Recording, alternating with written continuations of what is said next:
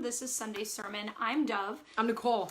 We're really happy to have you guys. And we're really excited to talk about a very important subject this morning. So we're going to ask you guys, if you're new, make sure you're following our page. If you're hearing something, share this. Comment a friend into the video so that they can watch it. It helps the message to get across. We show up for you, and you are also showing up for you, and we show up to share this message. So if you guys can start to share this message as we go through it, do that at any given point that it starts to come up for you. Love you, Michelle. Today we're going to be talking about something powerful. Your wound is hungry. We're going to be talking about the wound that we have inside of us in a lot of different ways, and how that wound is hungry, and that hunger is actually creating a lot of different things in your life. That wound is starting to drive the car sometimes. That wound is multiplying. That wound is manifesting. That wound is attracting. That wound is recreating. That wound is, and that wound is not necessarily something that we want to live in, right? And we'll talk about this later, so stick with us to the very end, right? Because also Nicole is going to give you some amazing sort of reflection and homework, so stick with us till the end. But this is exactly why we talk about accessing and resolving the wound center. Not just glossing over it or getting past it or getting over it, because it lives and breathes. Yeah, so I'm feeling the energy. So it's like excitement, yet there's the resistance, right? When we have like a wound and it's oozing and it's painful, we're like, I don't want you to go near that. That's why when we talk about the growth spiral, how that works is sometimes we're unwilling to allow the medication, to allow love in to the point where it's going to get the root and it's going to heal, because we're so scared of that. So let's talk about the wound as a frequency and as an energy. So we're going to do a little 101 just to give you the big picture, right? So we're made up of this physical body, this beautiful physical body. And then we have our aura, right? Where it's made up of the mental body, the emotional body, and so on and so on. And it connects us to each other, and then it connects us to the universe, and further on than that, right? So all different beautiful things. So the wound itself has a frequency, and that frequency is affected by our emotions around the wound. It's affected by what we're thinking about the wound. It's affected by your physicality. And so when we get triggered and we go right into the wound, your whole beautiful bomb frequency drops. And then you're in a different frequency where things start to get confusing, where it's hard to connect to source, where we start to build into, and Dov's gonna talk about thought forms and different things like that. And then what happens is we begin to identify with the wound. We begin to identify with the wound. And when we identify with anything, it is going to need to be fed to sustain its life. Yes. One more time. When you identify with the I'm like snapping my neck. When you identify with the wound, it needs to be fed to survive. So let's talk about illness, cancer, right? Not that that doesn't happen. We're seeing this happen. But it gets hungry to sustain its life within your body. It is going to, it will crave everything to live. It's going to crave sugar. It's going to crave estrogen if you have if you're a woman. It's going to crave all those things. If you've had abuse, if you've had neglect, you're going to start to crave things to make that feel better. It's going to need to be supplemented in some sort of way if it hasn't been dealt with or it hasn't gone down to the actual root. Not only is it going to crave something, like she said, if you've had neglect, if you've had loss, not only is it going to crave something to fill it, as she said, it's going to crave something to sustain it. So it's easy to think about it in illness, right? It wants to breed and live. But let's take it to a wound of abandonment. Let's take it to a fear. The wound wants to perpetuate. So you will recreate abandonment. You will re-experience abandonment. You will fear abandonment. You will abandon others, right? So it dances with this energy. And so what happens? Nicole was talking about frequency. And I want to, for all of you guys who are hopping on right now, right, welcome to our sermon. Good morning. And when we think about this, this is not just an energetic conversation. This is a measurable scientific conversation. Yep. Okay? So your energy body that we were talking about, that's measurable scientifically. there is a frequency around your body. That frequency is manifesting and interacting with things around it. This is not just the concepts in spirituality that many of us have known for a long time, but also things that are measurable. And this energy also attracts like energy. You may have heard me before speaking about magnets. We have magnets within us. Some magnets are from a long time ago. Some are from a different lifetime. Some magnets are from our wounds, right? The frequency, you can think about it like a magnet. And you're walking around, and when you drop into that wound, you are going to magnetically attract the same energy. You are going to magnetically attract that wound is feeding. It wants to perpetuate the pain. It wants to perpetuate its existence. You've identified with it. It wants to perpetuate the identification. It wants to continue to create that reality. And it is not, we can attract, then we start to get in the conversation of thought forms. So we start having ideas. What is a thought form? We start having an idea. Then we also tap into the collective idea about it. So Nicole and I were speaking this morning. How are we expected to act after we've experienced certain wounds? Let me say that again. How are you expected to act after you've experienced certain wounds? That starts to feed the perpetuating behavior. So for instance, I have lived with Nicole, and Nicole's had addiction. So I'm the wife of somebody who's lived with addiction. Some of you guys know that part of our story is that we've had a lot of challenges in our relationship. We've had separation. We've had different things that have happened. There are instances of experience that I've had with Nicole where there is an expected way to act from my wound. There is a societal expectation. There's a big, big thought form, which is our societal thought form around how I should act. And if I had chosen to act in that and perpetuate that and drop into the frequency where everything keeps attaching to me at that pain wound level, then I wouldn't have been able to go to the wound and resolve it and move forward in my essence and in the life that I wanted to experience. I could walk around and say, I'm the wife of an addict, right? I can't trust her. I can't rely on her. I can't, and then I can perpetuate those wounds of when she lied or she wasn't present or she wasn't holding me. I can perpetuate that. I can perpetuate that abandonment. I can perpetuate that reality for myself. But I know that if you're here right now, that you're not really wanting to perpetuate that reality, right? And it's okay that we do it because those wounds are there. And because it's not that you're doing anything wrong, it's because those wounds are hungry.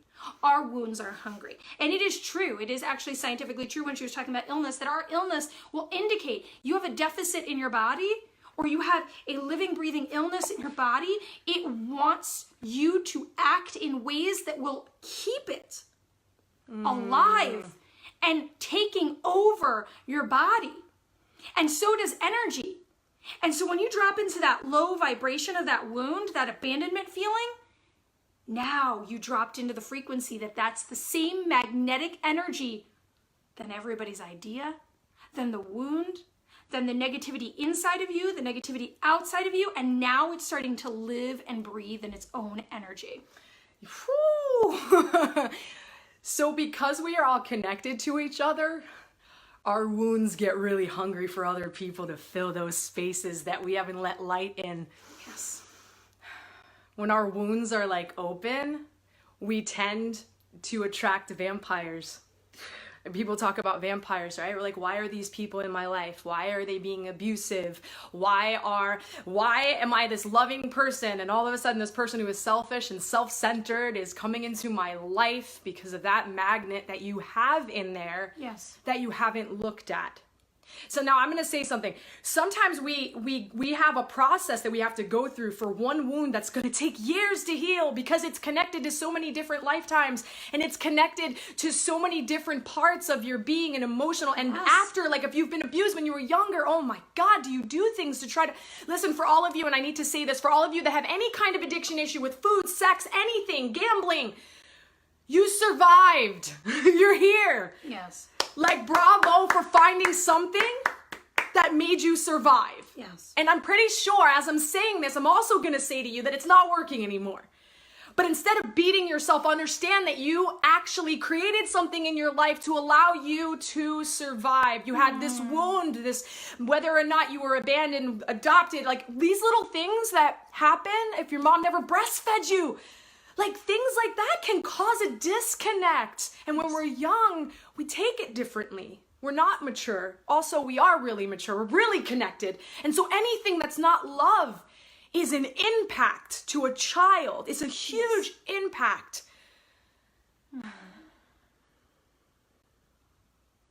Just want to take a moment to let you guys ground all of that. So there's a lot of fear. There's a lot of pain. There's a heck of a lot of anger right now. You're angry. And I'm here to tell you, you're angry with yourself. It's no one that you're angry with. I remember being so angry with my parents. They didn't bring me up right. I was so mad for the things that I had gone through. Actually, to be honest with you, the other day I had to go through a process of getting angry again because there was something that I hadn't really looked at and really brought truth to. So it's really okay to be in the anger, but understand that right now the anger is with you because you haven't stepped over this space to be the awesome being that you are and you deserve, right? We hand over the responsibility and we hand it over and we don't like have our power in our own hands to create what we want. We don't understand why we can't change.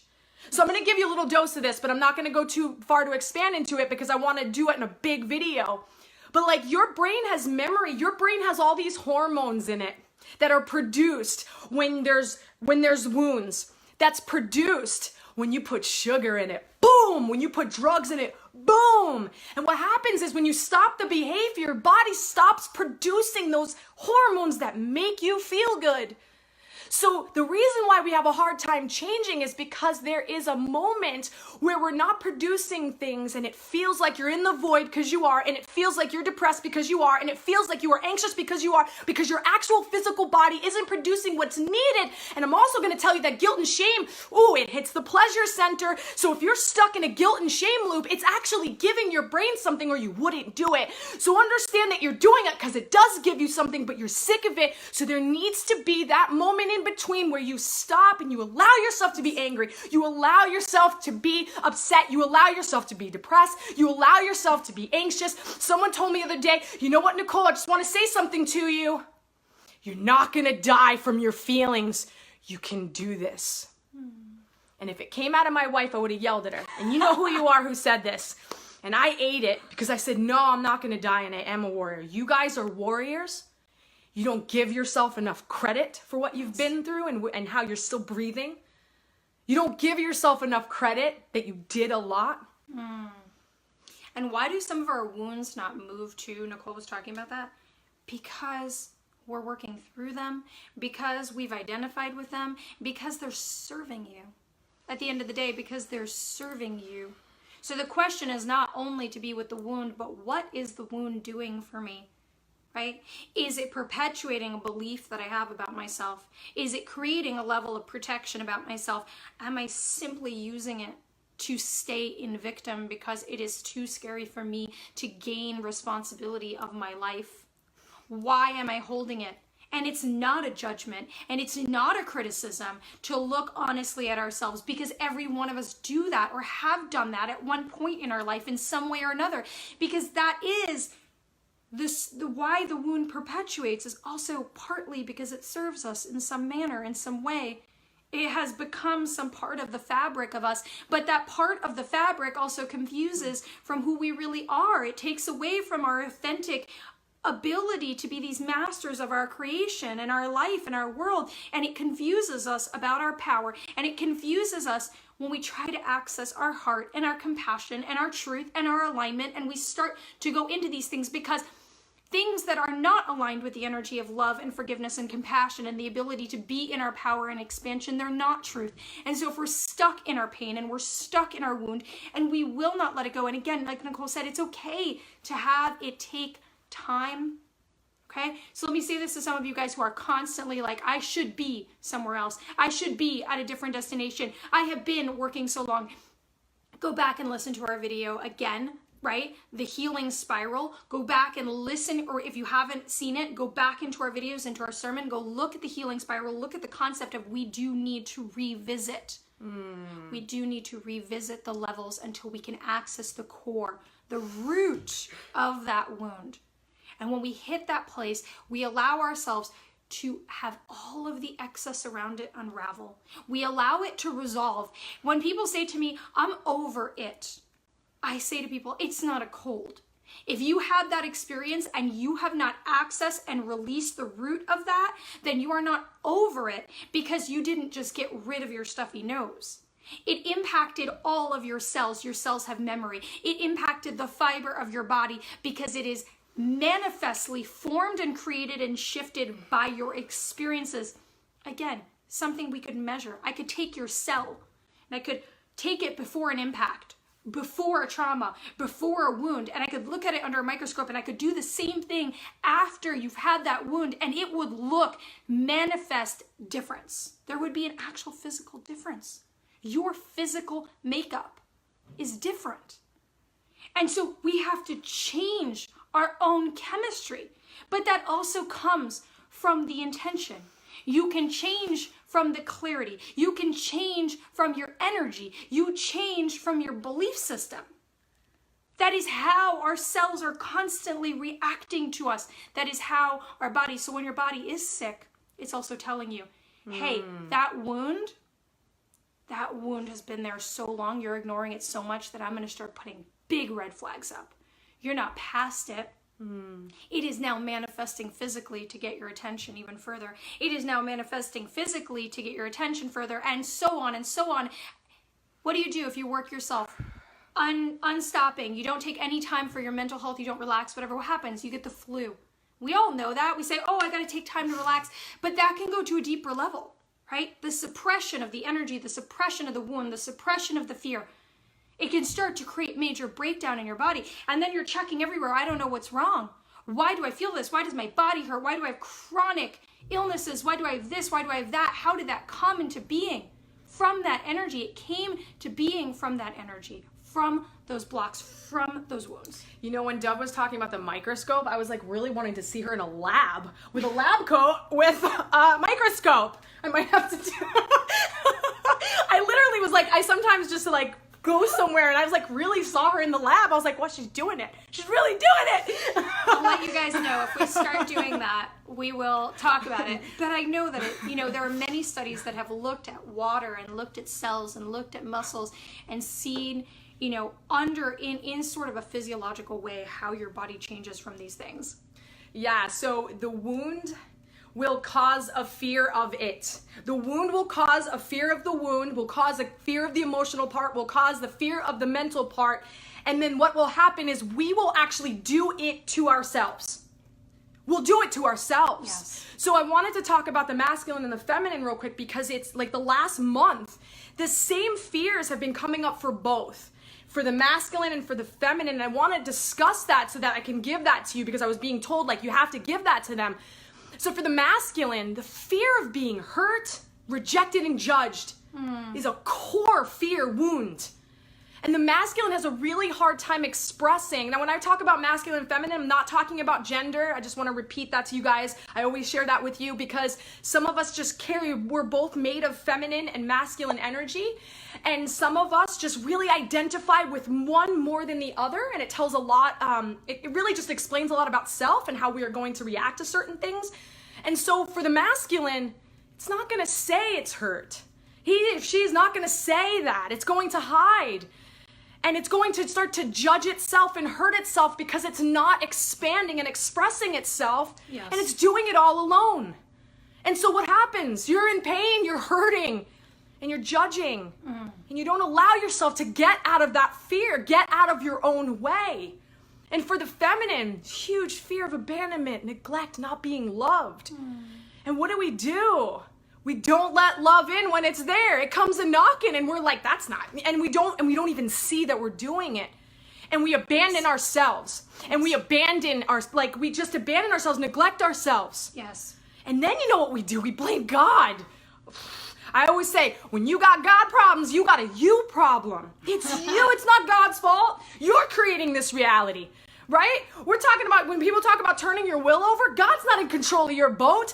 You turn your will over to love, that's a very different story. Love's gonna guide you, God's gonna guide you, but God's like, you're painting this picture. This is yours.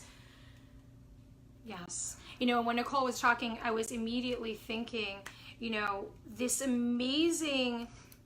I love you guys. I get it. I yell at God still too. I'm always in the bathroom in the shower. I have that moment where I'm crying in the shower, like screaming at God. I don't know what that's about. I don't know. It's okay. We have to let it out. We're in that wound. You know, these wounds, when we have fear of them, we also think about it. How many people, this is like one of the most common things, I have been hurt in the past, so I'm not going to let a partner in. Right? Woo! That's the most, and it's not just your thought form, that's a collective thing. People teach, you be careful, you keep yourself reserved, you've been hurt, you gotta be smart this time. What does that really do? That feeds the wound. Now the wound, the fear of the wound, gets to dictate and pull you out of the purest form of alignment, which is that love and connected energy. And this is exactly an example of how it connects to the belief systems of the collective, to the belief system of the frequency of the wound, and how the wound perpetuates out of the fear of that past experience, right? The other thing that we can do with fear is that fear we can focus so strongly on that we can manifest. We can perpetuate. So what I see for people too when I'm working with people is I will see a deep fear from a deep wound that constantly perpetuates, right? The other is the belief that this is going to be your state of being. So you perpetuate it that way, right? The wound is hungry. It wants you to live through it. It wants you to live with it. It wants to attract more of it. So think about it. If the wound was the color red, right? Pick any color you want. It's not related to anything special that I chose the color red, okay? If the wound was the color red and it was a frequency, it was an F sharp, whatever it was, think about that magnet attracts every time you walk through something and the color red is there and the frequency F sharp is there, it magnetically attaches to each other. Every time. With a person, with an energy, with a thought, with an idea, with a belief system, and so on and so on and so on. And it brings that energy and it gets bigger and it gets hungrier and it gets bigger.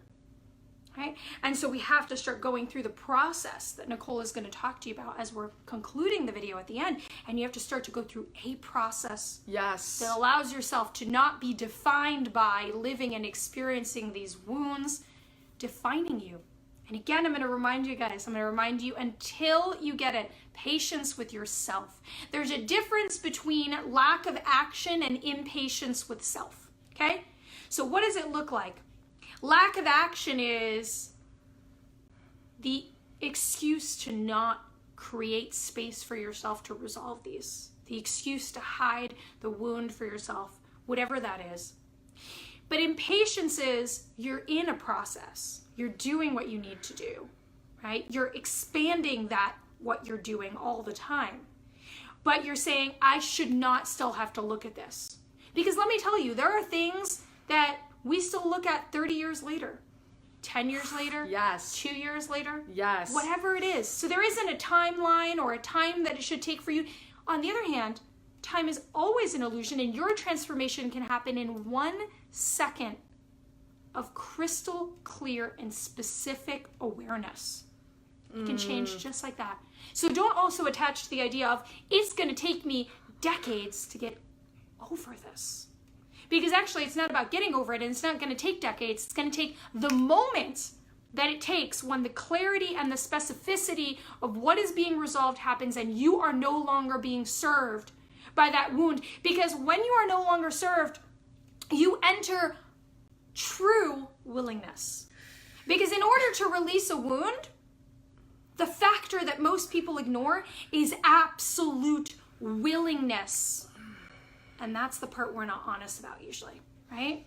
We hire a mentor, we hire somebody, we do the work, we see a therapist, we do all these different things, and you know what we're ignoring is whether or not we're willing to actually be free of the identity of that wound and to be free from the limitation of that wound, and that is getting really honest.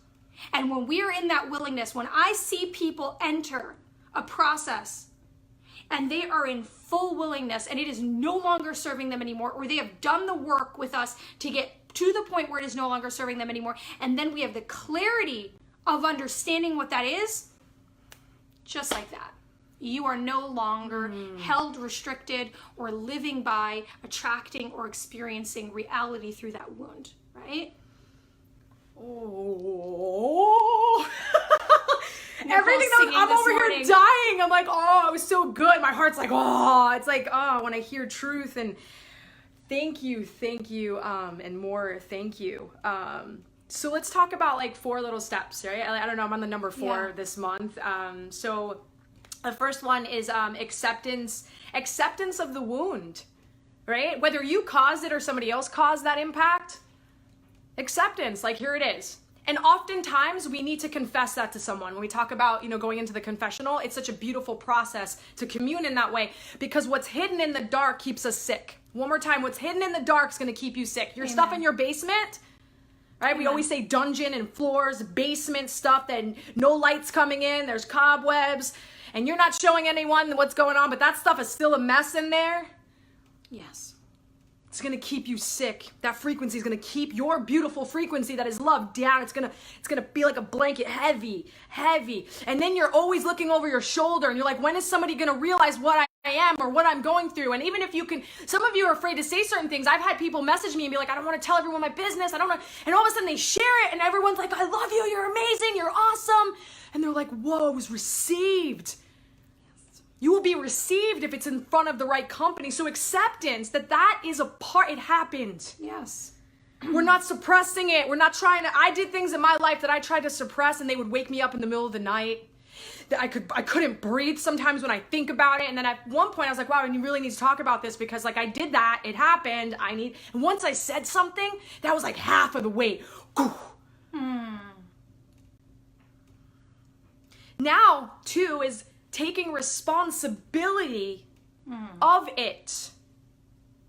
So it may not have been your fault, right? When you're a baby and something really crazy happens to you, may not have been your fault, but right now, if you're watching this, I'm pretty sure you're an adult, unless you guys have your kids watching. It's time to take responsibility. Why? Because you deserve that. You deserve to take your power back. You are strong enough to look at it from a different angle. You are more powerful than you could even imagine, full of love, capable of actually healing through this on every level. Right? I have clients that have been through some things in their life, and in 3 months, they're capable of healing themselves so much that the person that hurt them, they could sit in a room with them and have no emotion. When I was talking about the emotions around it, the mental part, the physical part, no connection to it. Where they're like, I actually felt compassion, and my heart was like, yes. Yeah, I actually want to say for a moment, because we do have her permission, although I'll leave it anonymous, talking about someone that it really, when I talked about that willingness before, talking about someone who came in and said, my back's against the wall. I don't think there's any hope for me. I don't think there's anything we can do anymore. I've done everything. I don't think that there's anything, and I said, and Nicole said, no, you haven't done this. We're going to work together. We're going to figure it out, right? And the wounds were so big, and there was so much sexual abuse, and there was so much physical abuse, and there were so many thought forms, and there were so many wounds. And the energy was, I don't know if I can do it, but I'm so open. I want to let it go. I don't want it anymore. I don't want it anymore. And when Nicole said in 3 months, and when she's talking about responsibility, we're talking about taking responsibility of the wound. That wound now is your responsibility. It's there. It's your responsibility. When we talk about responsibility, the power of being able to manifest, create, release what we want. And that's what this person did. They said, I don't want it anymore. And they said, I trust and surrender. And they said, I look at what I need to do, and I do the work that I need to do. And then, as Nicole said, they spent time with people who had hurt them, and their peace and their power and their energy wasn't taken away. Right? They were in that. It was when people talk about forgiveness, that's for you. When people talk about, because when we're not in forgiveness, the only pain that's being caused is for us. Now we have an energetic connection to that person, to that wound, to that circumstance, and we're not in our freedom. No. We're not in peace. No. We're not in release. It's about creating the neutrality of flow where you have all your power back, because that is what you deserve to have, right? So when Nicole said taking responsibility, this is the power that step can actually create.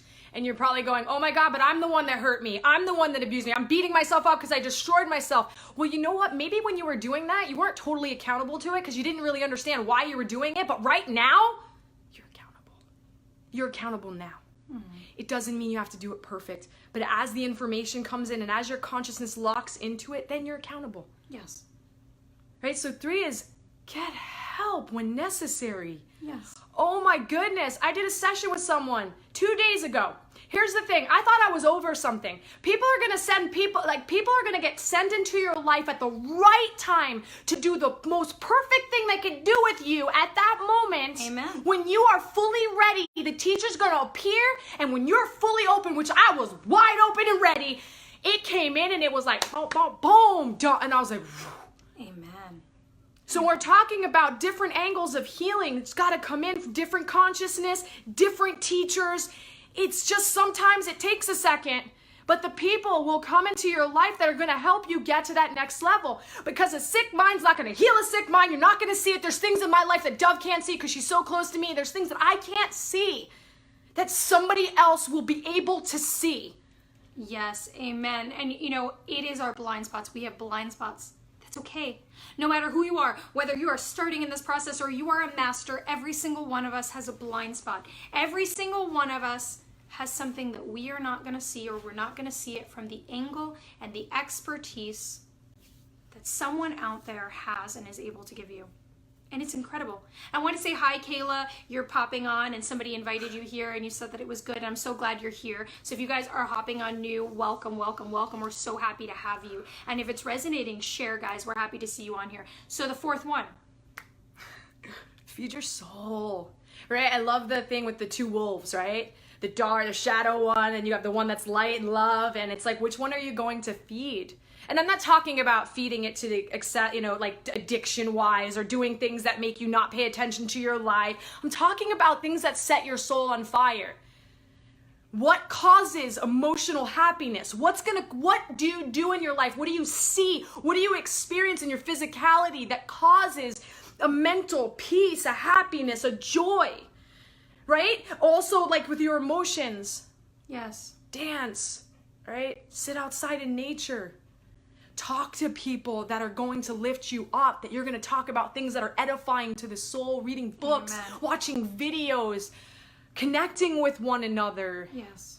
I want to give you a story actually with these 4 steps and show you where I messed up, and I wanted to share this with you. I wasn't going to, and then all of a sudden my God's like, you're sharing that story, and maybe I need to share it because it was such a hard thing that I had went through. And so I remember, didn't really think I had a drug problem, right? At the time, I was like, my life is messed up. If you had my life, you are gonna drink and drug too, right? I'm sure many of you that have addiction issues understand what I am talking about. And one night, somebody was driving my car and they were really drunk and almost crashed. And so I was like, okay, you know what? I'll drive home. 5 minutes from my house. I wrap my car around a telephone pole. I almost lose my right foot. I broke my cheekbone. And so when we talk about acceptance, right? I didn't accept it for what it was, right? I was like, well, I wasn't supposed to be driving. I made excuses, right? I go home. My mom sees my face and my leg, and I wasn't ready to get clean yet, right? I didn't take any responsibility for what was happening. And she's like, get out of my house. And so what happened was, instead of in that moment going, oh my God, I love my mom. I want to change. Like, what can I do? I stayed in a hotel, and I had my pain meds for my accident, and I had alcohol, and I kept drinking, and I was miserable. I stopped eating. I lost like 20 pounds. I was falling apart. I started to isolate when we were talking about getting help. And my soul was dead.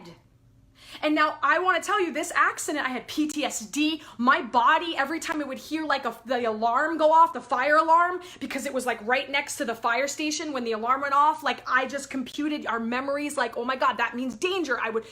And I had to do work. So finally, when I was ready to go to rehab, I went to rehab and I took responsibility that maybe when I use, things don't look great. And then from there, right, I started to look at all of my wounds and I started to just sit with that, and I got the help. Now, did I get clean forever then? No, I sure didn't. I was 24 and I relapsed a ton after that, and a ton and a ton and a ton.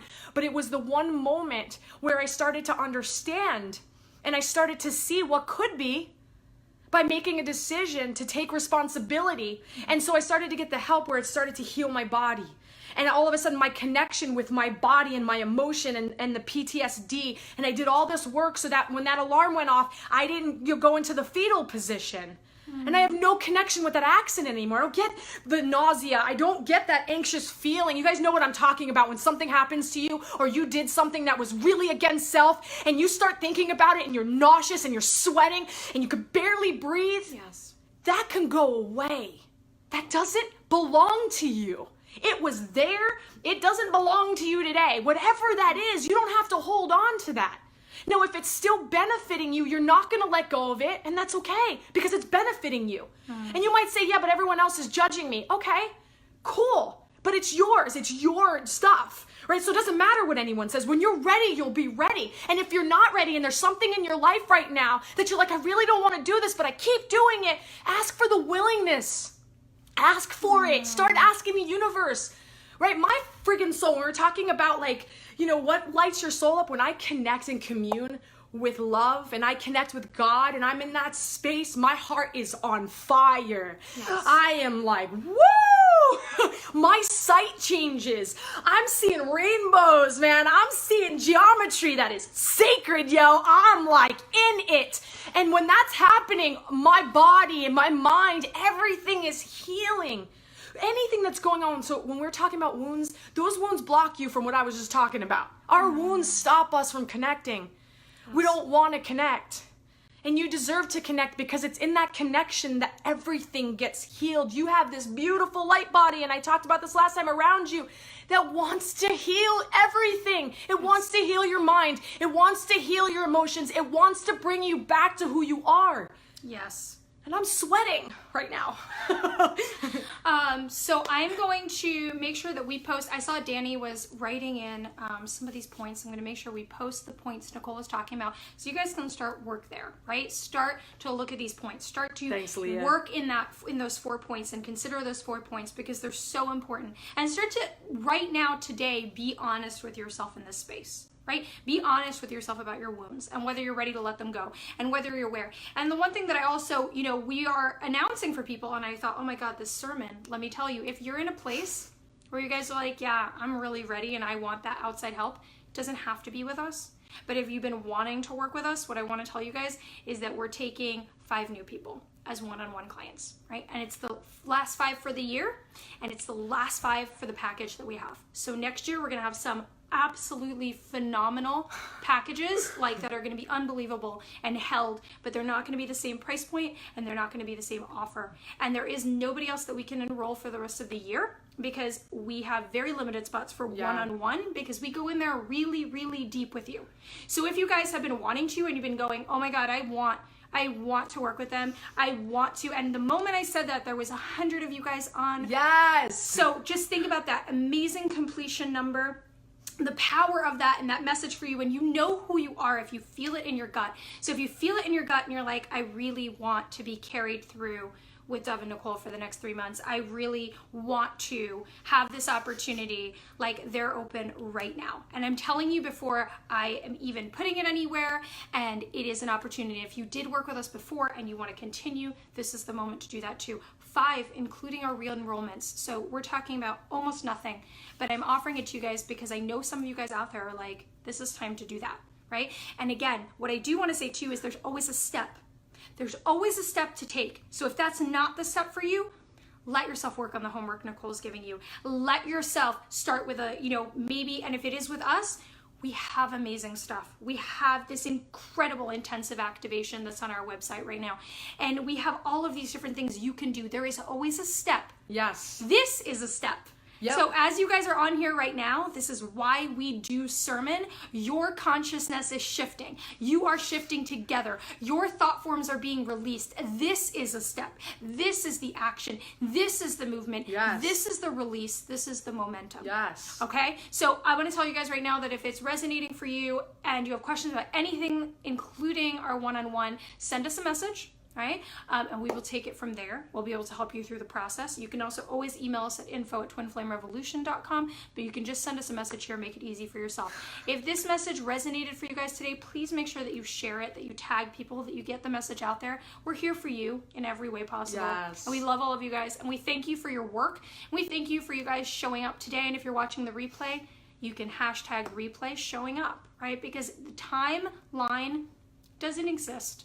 You're showing up, and as you show up for yourself, you show up for the entire world. This is something very important that I talk about all the time.